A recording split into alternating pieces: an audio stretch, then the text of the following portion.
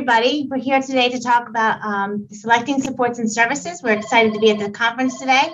And we've got a great host of panelists. We can move to the next slide to talk a little bit about the panelists. Myself, Patricia Brennan, and I am the Director of the Office of Education on Self-Directed Services. And I am joined by a panel of great family members who are going to talk a little bit about how they were able to select their supports and services through self-direction. I'll move to the next slide, Javier. So at the Division of Developmental Disabilities, we've been starting, at least I've been starting all the presentations with really emphasizing our mission so that everybody is continuously reminded about the mission of the Division of Developmental Disabilities to assure the opportunity for individuals with developmental disabilities to receive quality services and supports, participate meaningfully in their communities, and exercise their right to make choices. Move to the next slide, Javier.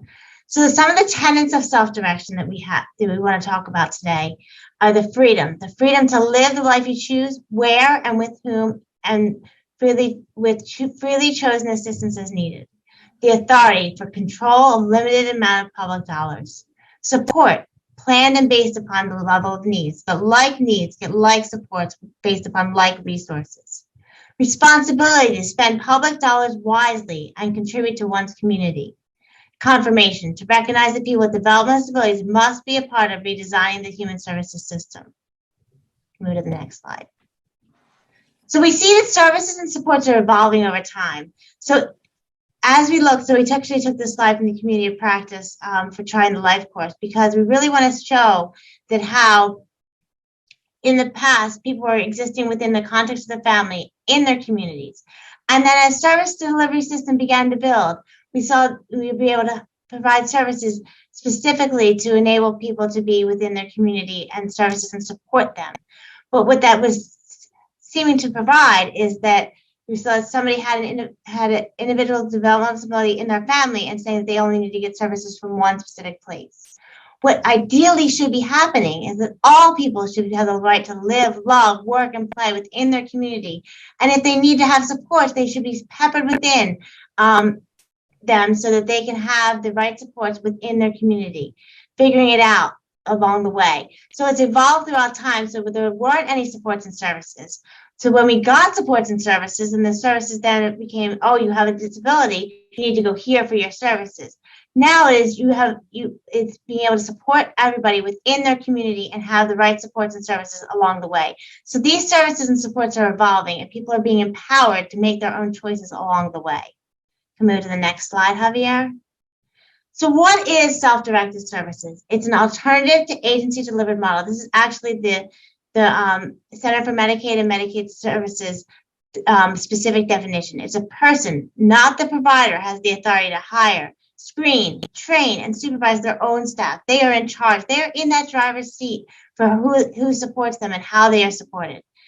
It's the utilization of a fiscal management service agency known as a fiscal intermediary. In New Jersey, people can self-direct all or some of their services, which include their self-directed employees, access to programs, services, anything that is available through a public vendor. Move to the next slide, Javier. So what's the difference? This is a huge paradigm shift, because as we saw through the evolving slide with the circles, we went from a system that was completely and totally provider managed. Professionals were identifying the types of supports and services for the person. And now when you see a person is self-directing, the person is the expert in identifying their needs and preferences.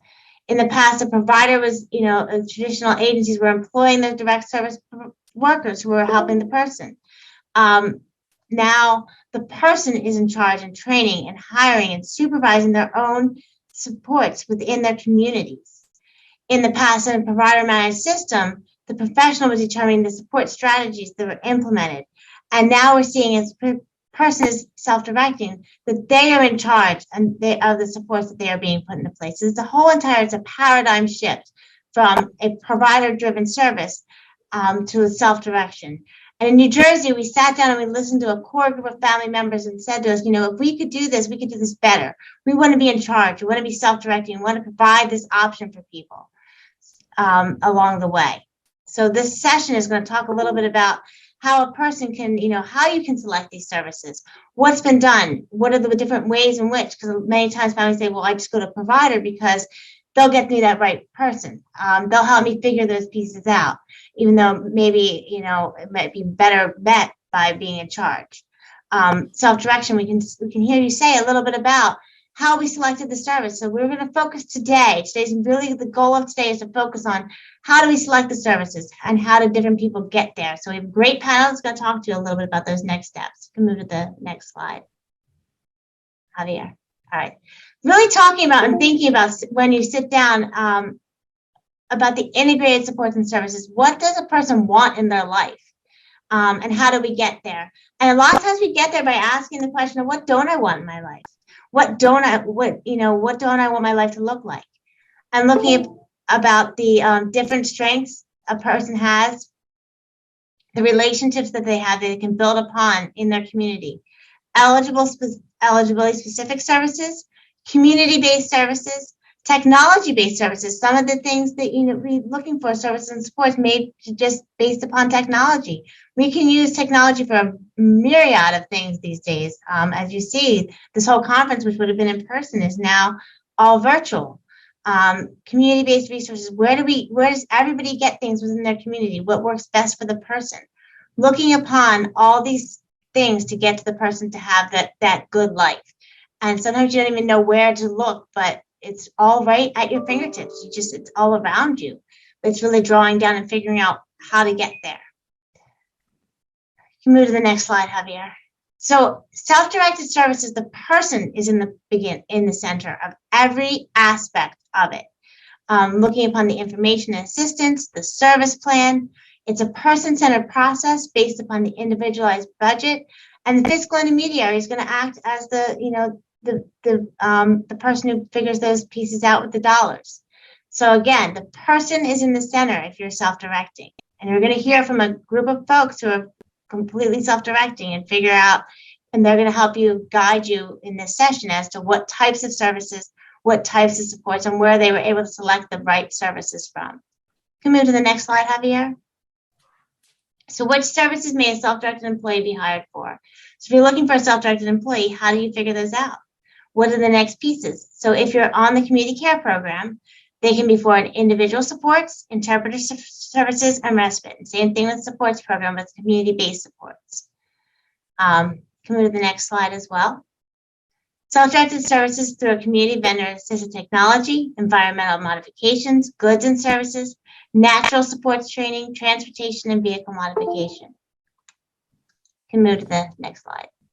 People have the choice and option in the fee-for-service system. They can pick and choose who provides the services, where, and when. They can mix self-directed and provider-managed services throughout their plan so that they can achieve their ultimate goals. Some people may choose to select all the supports and services, and some people may choose to do just parts of them. Can move to the next slide. So what does a blended work week look like? So some folks say, I really do want to use a provider for some pieces, and that's totally fine. You can figure it out where sometimes, some days of the week you would go to, and if you see from the schedule here, a person is going to the traditional day habilitation on Mondays because that's the day they really like what's going on there. And then in the afternoon, they're doing some community-based classes. And then on Tuesdays, they're doing something completely different. You can figure out what, based upon the person, what works for them. That is the whole basis upon self-direction and looking at how you select your services. So sometimes you may want to select a traditional provider, and sometimes you may want to select self-direction. You can move to the next slide. So the completely self-directed week would not have any of the provider-managed sections in it, and would have the person being in charge of all of the staff that they work with, all the people. They would not be going to any type of facility-based program. Again, this, based upon what works for the person. The person is at the center of all of these programs. Remember the next slide. Support brokerage. So a lot of times we hear families say, okay, this sounds great, but who's going to help me with this process? Because it's a lot of work. Sometimes it's easier to go the provider managed route. In New Jersey, we've reached recently put together support brokerage. So it was part of our manuals, and we've been able to design it so that it works best for the person, so to have somebody to help them to figure those pieces out. So it's available to both people in the community care program and in the supports program. Move to the next slide. So what does the support broker do?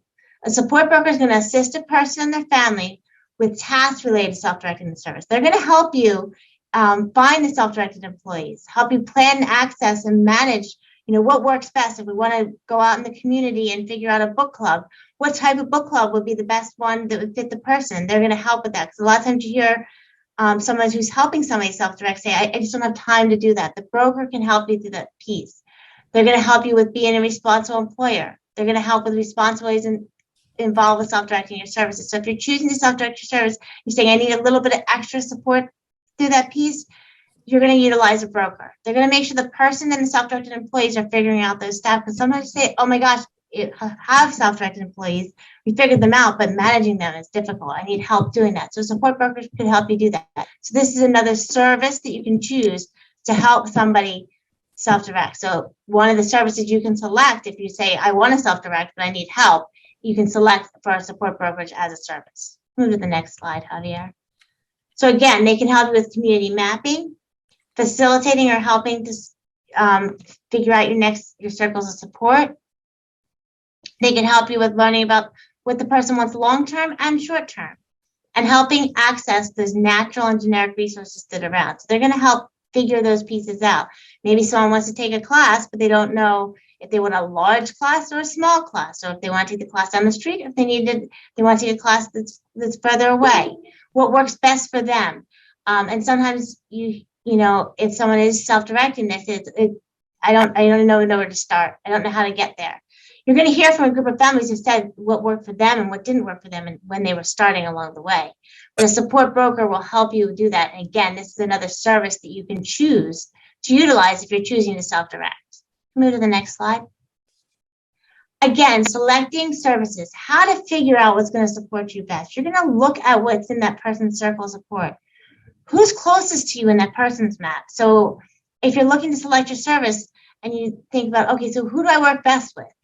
Who helps me have a good day? Like, what makes for a good person? Who's going to support me to have my good day? What type of person? Do I like a loud person? Do I like a funny person?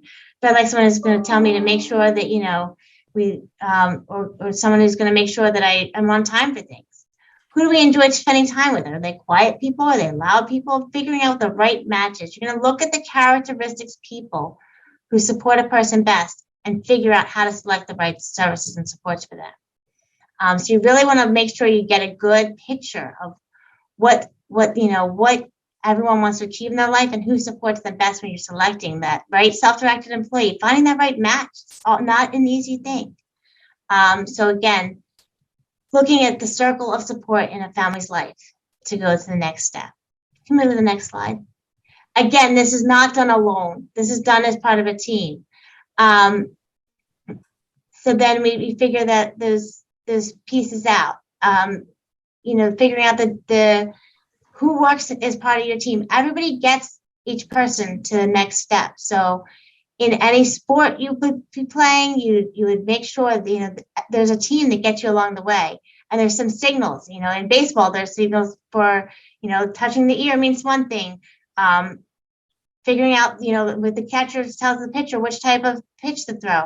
We figure these out as part of a team. There's no I in the team, and there's no I in self-direction. We figure this, maybe there isn't the direction part of it, but there isn't we really figure those pieces out together as a team. The physical intermediary, the person in charge, the support coordinator, the support broker, the family, everybody figures things out as we get together. So can we move to the next slide, Javier? So I'm going to turn this over as you're going to hear all these different pieces from the different family members that have offered to share how they selected their supports and services and what works best for them. Just going to help you as you're selecting your services, or if you came into the session wanting to hear a little bit more. I'm going to turn it over to Ann Martinelli, who's going to talk about Jo, her son, and how she selected her supports and services. Thanks, Tricia. going to talk a little bit about what's important to my son, Joe, and how that guided us in choosing his supports and services. So family is very important to Joe. We have a large family. We spend a lot of time together, and everyone gives input. Joe's always asking people questions, and that was really important at the beginning when we first started 18 years ago. We asked questions of people that we were hiring. You know, Joe participated in asking the questions and interviewing. He wanted to know about people. He wanted to know, you know, do you like the same things that I do? So you can see Joe likes sports. He likes the beach. You can see a few pictures of him on the beach. Top middle picture is my grandson playing soccer for his college. We go to his games. Exercise is important to Joe. Bottom center picture, you can see Joe getting ready to work out in his standing table. Being with a lot of people can sometimes be overwhelming to Joe, but when he wants, he will decide when he wants to be with a lot of people. That bottom lower left picture was one of Joe's support staff a few years ago, and Joe was getting ready to speak in front of a large group of people, about 200 people, using assistive technology. So things that are important to Joe have guided us in doing all the things we want to do. Next slide, Javier. Obviously, things changed a lot in 2020 with COVID. So all the things that Joe liked to do, we had to make some huge shifts. We did a lot more things at home. Up at the top left, you can see we had a crazy costume, dressed up fancy party in one of my daughter's backyards. Top right picture, Joe used to love to go to dances. This was a virtual dance, a Halloween dance. He just dressed up as a zombie. So we had to make some huge shifts, still being able to do the things that he wanted, but having to move to virtual. Joe still likes to be outdoors. He's outdoors with his support staff. Middle right picture, you can see he's at a brewery. And then getting back to the classes that he enjoyed. Now he has to, you know, wear a mask in class. He's doing that. Still likes to be outdoors at home with the family. You can see him in our family pool. Next slide, Javier. I'm turning it over now to Natalie Trump. She's going to be talking about her daughter and how they selected their supports and services. Thank you. For Marie and I, it was all about person-centered thinking and planning, and what was important to Marie and what was important for her when selecting supports and services.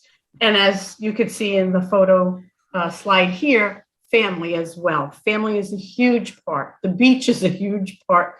Marie loves the beach. That's us in LBI.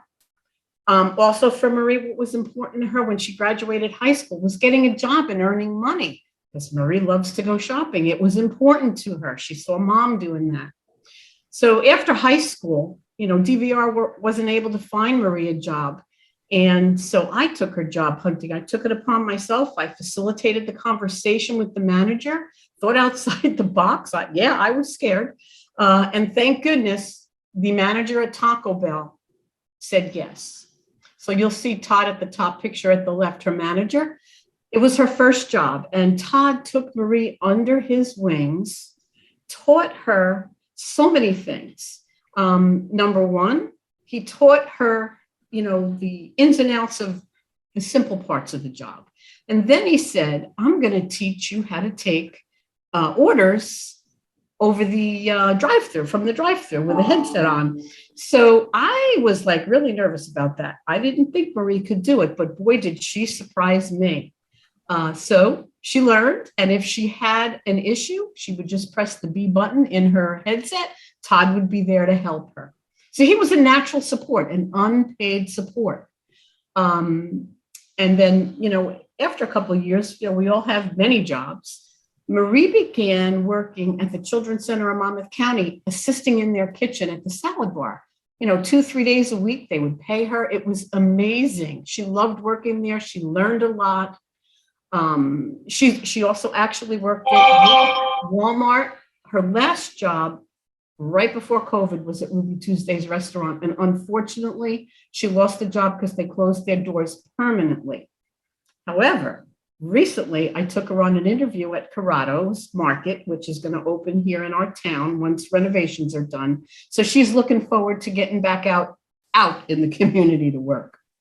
What else is important to Marie are holiday traditions. I mean, she's got these routines. This is just who Marie is. So right after Thanksgiving dinner, and it's great, Marie, her nieces, and her nephew, they go out to the garage, they take out the Christmas tree and the decorations, and they start. And you can see that in the bottom photo pictures. Also, Marie loves making chocolate-covered pretzels, baking our jelly dot cookies, and she does this with her nieces and nephew, and they do this to share it with others. Friends are also important to Marie. The two photos in the middle are some of the friends she's met over the years. She attended Brookdale Community College, which was one of the supports and services we accessed for about 8 years, their Enrichment Opportunities program.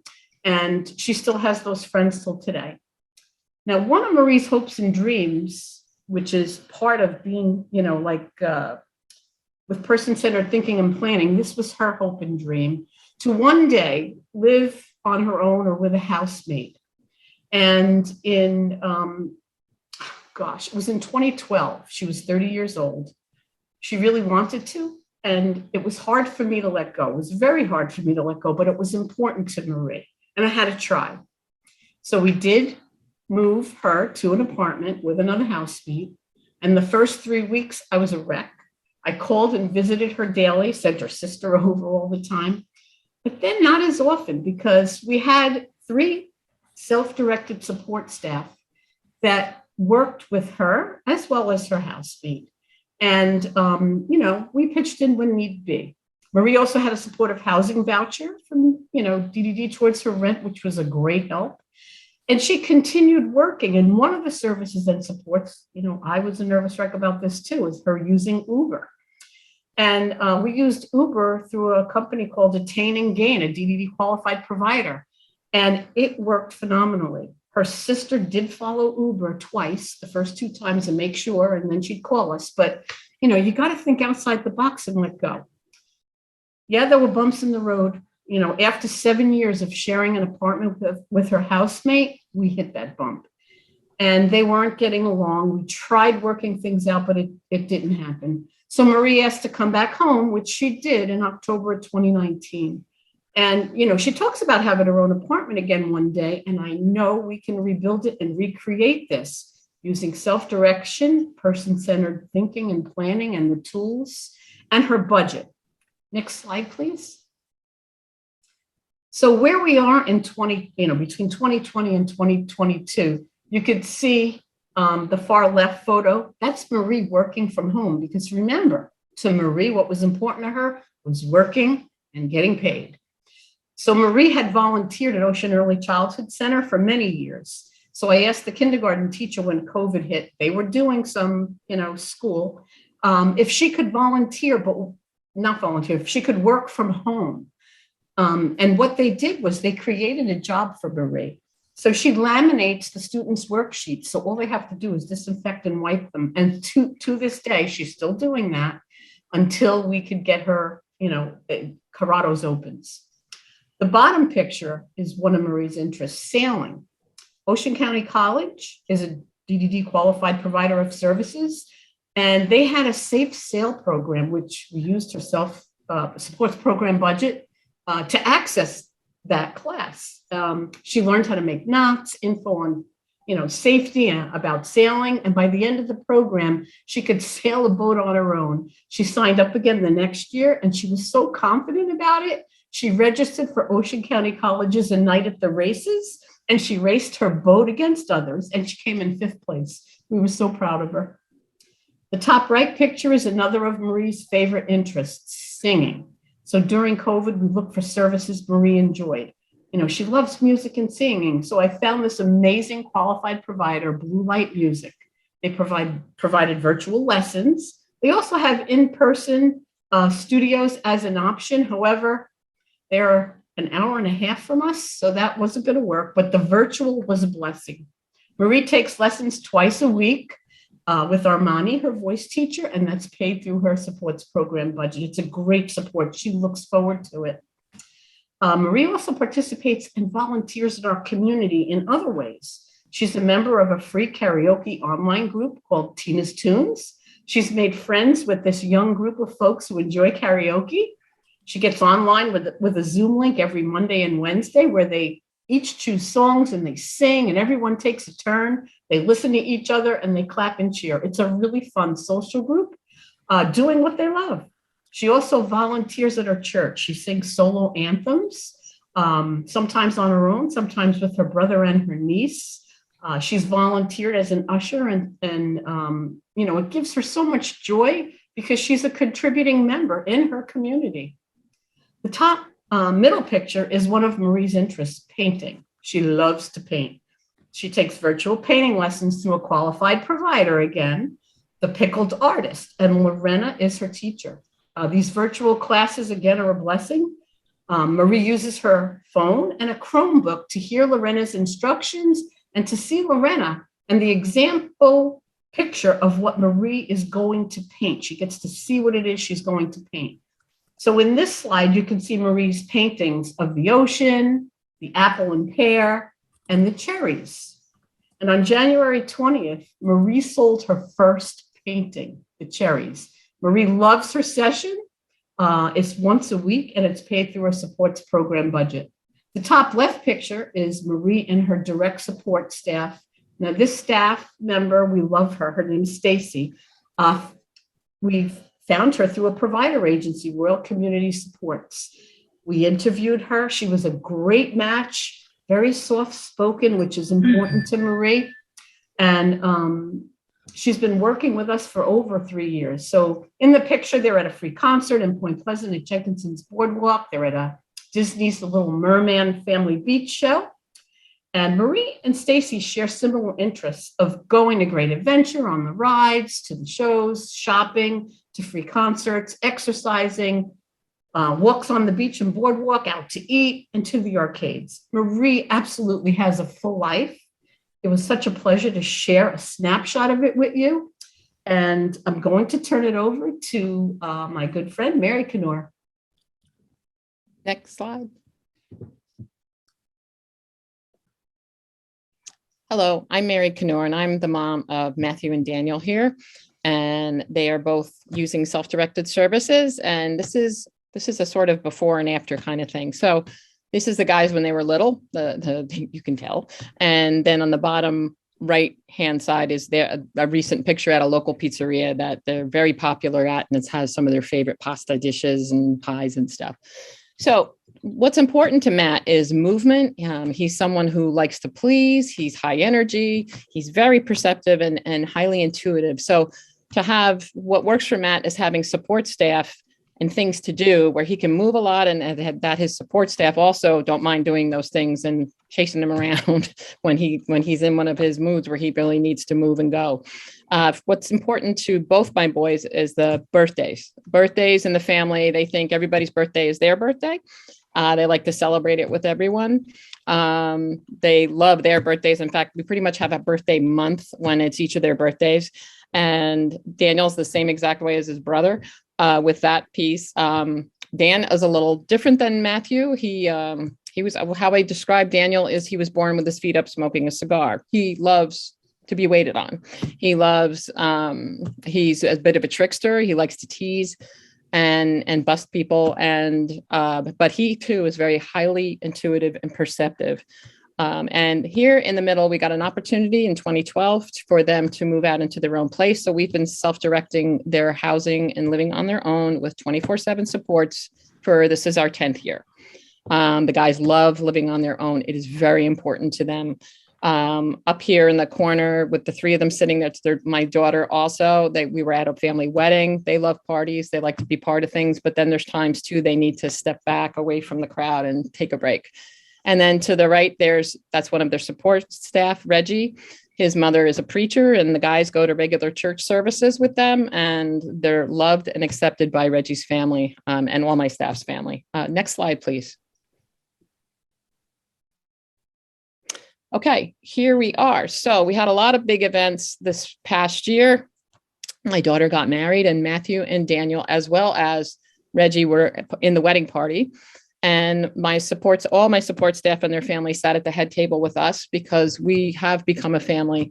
They have embraced my sons, and their community, their families. They have Sunday dinner with grandma. They have all sorts of activities they go to all the time. Their family members, sporting events and birthdays and their parties. So they're always going and doing, which is really good for them. And they're very independent. The bottom right-hand corner is something they love to do, which is going out to meals. There they are with their sister, and Matt's face, he's got a kind of a furrowed brow. It was drizzling a little bit, and he didn't like that weather, so he wasn't smiling too much. Over here, you see Dan holding a box of cereal, and we're all standing around this food. We were at the Monmouth County Food Bank. We had raised over 900 pounds of food. The guys did with their day program, and the young lady there leaning over with the white shirt on. Her name is Zoe, and Zoe was graduating high school, and it was part of a project. So between the guys program and her high school, we raised 900 pounds of food, and we hit a record for the food bank. And we hope to get, now that COVID's, hopefully on its way out, to get the guys to do stuff like this again. One thing I can say about supports and services for them, you really need to know what's important to your loved ones and what's good for, what they enjoy and what they like to do. Also, don't be afraid to try. Step out and find out. That's what we do. We've absolutely had epic fails. Baseball does not work for my boys, either of them, or soccer. Both of them were epic fails. They like to watch the games. They don't want to play. They like to go get a snack at the snack bar. They'll watch, but they do not want to be on that field. So that's one thing I want to say about selecting your supports and services. And up here you see Matt and Dan with grandma. Grandma is Reggie's grandmother, and she cooks Sunday dinner for them every Sunday. And that's something that really works for them, and she enjoys being around them. And these other pictures are them with their staff across the top. There's Jennifer, there's and two with Lachelle, and Dan not exactly being happy. He does love to shop, but he's not happy about the escalator. And he especially loves to shop if it's for him. So this is where we are in 2022. We hope to be getting out there and trying some new things now that some of these restrictions are lifted. And good luck with selecting your supports and services, but you have to try. Thank you.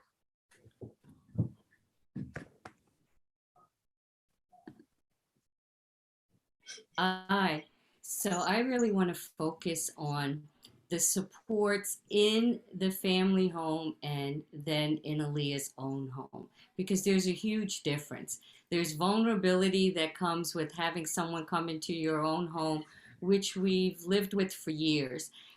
There's an awkward and uncomfortable nature. Heaven forbid there's dirty dishes in the sink and laundry in my house and what's left out. And I could see even the tense kind of feeling that staff had coming into our home. So Aaliyah's been out of the family home now for 10 years.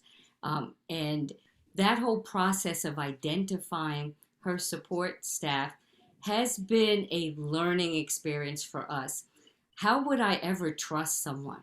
Aaliyah doesn't speak. One of the first things that her brothers wanted me to do was put a camera in her home.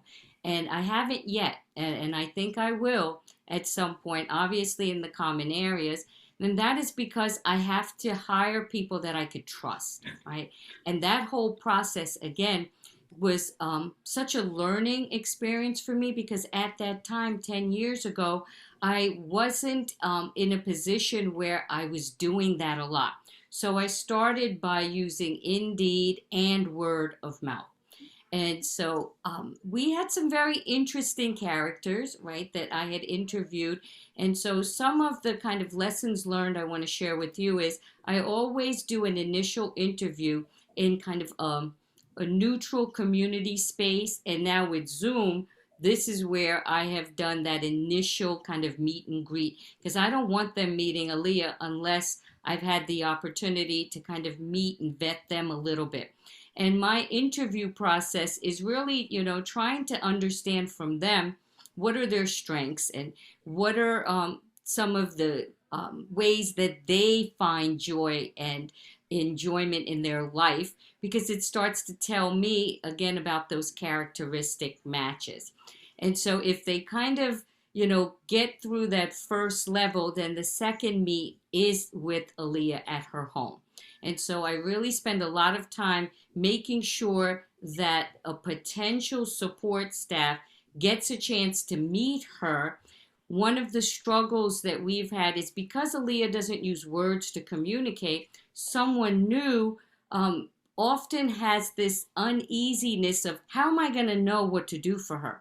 So I am very detailed in the job descriptions. Leah has different shifts that come into her home. And what I've done is actually even identify times that certain things have to be done. And so we've chosen to use agency with choice because of the benefits. And I'm just going to put it out there. We can pay a little bit more than some of the provider agencies. And there's a lot of discussion out there in terms of capping pay rates. And I will tell you that I share a lot of those concerns. And I am still very much involved in this process because I've seen self-direction evolve in the 10 years. And I've seen it try to work on addressing some of these concerns. So if I don't say it enough, I'm going to say it, that it's not without challenges. It is not the easiest route. Not that there is such a thing, but for us, Aaliyah tells us with every ounce of her being, as you can see this smile on her face, this is how she communicates. This is how she tells me. So I say to potential staff, Aaliyah will train you, right? Aaliyah will train you. She's very regimented and scheduled because she's so dependent on all of her needs. And that the more time you spend with her and the more interactions that you have with her, you're going to be able to understand her language. So that initial recruitment and interviews is so critical for us. And then the ongoing support. So I do check-ins, right? One-to-one check-ins with all of the staff to see how things are going. And I will tell you that they've been able to problem solve with me in ways that I hadn't even thought of. Next slide, please. What we've seen is through this COVID pandemic that the staff have remained loyal. They have gone out of their way to support her. And so for Aaliyah, the direct support professionals have been such an integral part of how we've used the budget. And the second part is her day services. So as my time comes to an end, I would like to turn it over to my friend, Monique. Thank you so much. Thank you, Lorraine. Lorraine said so many things that just really resonate with me. So meet Kyrie. Kyrie has been involved with self-direction for the last 20 years. And we started actually in the home and transitioned into using a blended type of model that Tricia spoke about before once he went into his own home. Kyrie also communicates in his own fashion, and it has been very important for us to always make Kyrie part of the decisions. He does recognize his space and his power in the decision making. And one of the things, as we're talking about supports and services, I don't really use that type of language. Supports are all of those things that enable an individual person to live a good life, to live a meaningful life. So I try to look at who does someone need in their life in order for those things to happen. Services to me sounds like I'm in the store buying something. And what I'm looking at is, what are the type of opportunities? What are the things, the benefits? What are the things that inspire and that expose and build lives? Because that's what this was about. It was about directing into meaningful lives based on who Kyrie is. Staff is very important because those are the people as I said, Kyrie communicates differently. He may communicate very differently to his family than he does to someone else, like we all do. So who is involved in Kyrie, who supports Kyrie, also has a very big charge of helping to figure out what type of things are important, Kyrie, by exposing Kyrie to so many different things. And we have we have lists. There's where we write down things that Kyrie likes. I've been doing that for years, and then start to build around those type of things that inspire him, that we find that he likes. And you can see through this picture, someone that has been a very big support is his grandmother, who is now 92 years old and still in the picture. She is a very big factor in my son's life. He loves animals, and have looked, especially even now through the pandemic, a lot of outside activities that has really done well in regards to Kyrie's well-being and his physical activities. He loves being on a boat. And these are the type of things, through providing opportunities to experience things, that we have found that's how you build a life. Staffing is very important. It is about valuing those people that value the life you are building. If they do not see that vision, if they don't have an expectation, then they are not valuable. A lot of what I do, sustainability is very important. Kyrie has always had at least 6 to 8 direct support people involved in his life. We talk about a lifespan and that trajectory, people that may be his age, someone that may be more of a matriarch figure, someone that is more a male figure in his life. These are all essential. Kyrie lives in his own home. So over the weekend, it is his home, not a group home, his home. So the big thing is to incorporate all of those things as much as possible that create a home, but also those checks and balances that need to be in place to ensure Kyrie has a successful life. If you go on to the next slide. So where is Kyrie today? Well, Kyrie has lost an amazing amount of weight due to changing the type of activities that he's involved with since the pandemic. And he is living a life that is full of still providing opportunities to be exposed, to provide opportunities around taking risk, and about sustaining and valuing direct support people. You see this young man in the picture with Kyrie. Julius, although still involved with our life and still providing supports to people with developmental disabilities, still in New Jersey, he is still in our life. He has been in our life since he was 19 years old, and he is still available. We have sustained a lot of people, family members, people that have been like family, because we value what they bring to the table. We value that they have lives as well. And so I am a huge advocate. I had saw yesterday in the chat people discussing not being able around pay rates. This is about valuing and advocating. I want to leave all of you with some things that I say constantly, that are my own goals. And some of the things that we find that we're continually working on is, when someone communicates differently, I rely a lot on who the staff is, what they see, how they include Kyrie in the decision-making, and how they begin to problem solve. I have a couple of sayings, when I'm called sometimes about some of the things, and I say, pretend that I'm dead, because I'm not always going to be here. So how will those problems be solved?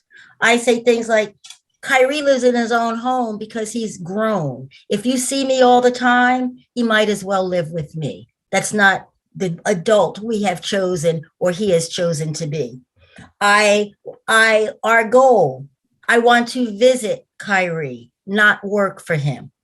I want to visit him, not work for him. And so these are all of those ongoing things. And it's about valuing your direct support people and advocating on their behalf. You will find sustainability. You will find staff that has vision when you value as well who they are and what they bring to this whole process of creating meaningful lives. Tricia? Sure. So the last piece, I want to thank everybody for, sorry, I need to turn my thing on.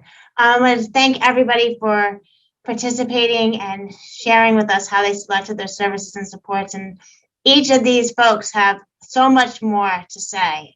They each only got 3 to 5 minutes to talk, but they could go on about all the wonderful experiences and all the not so wonderful experiences that they've had along the way and help you with selecting your services and help you share, what worked for them and what hasn't worked for them.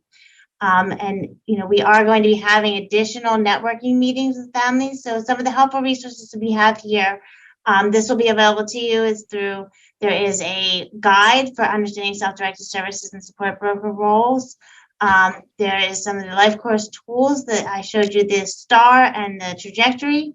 That is also available at the life course tools. If you could go to the next slide.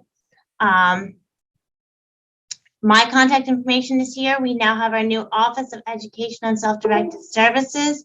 And with that office, we now have an email address. Myself or my staff will be manning that as well. And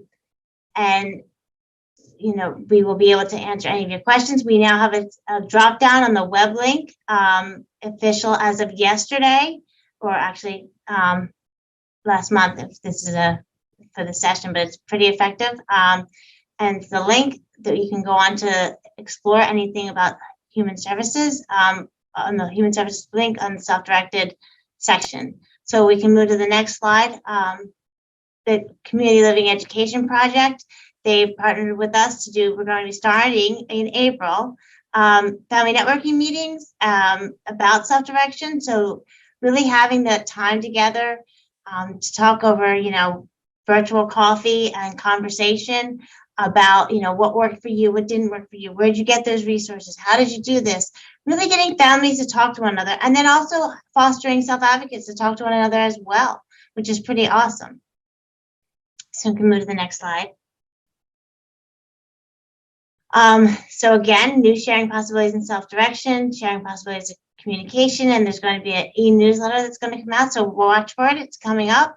More opportunities for how to select services, really, so that if you're new to this and you're saying, I want to know if I'll be able to do this, you can say, we will have a medium for all of you to go forward and say, all right, this is what I want to do, and this is how I can get there. Really helping educate people as to how they can get there. Move to the next. I think this is one of the last ones. And then we're going to open it up for questions. But again, I want to thank everybody who participated, because I know they all could talk a whole lot longer and share all of their wonderful experiences as well. And we just kind of put it into this small time frame to kind of give you a taste of what it's like to select services as you're self-directing. So thank you all so much.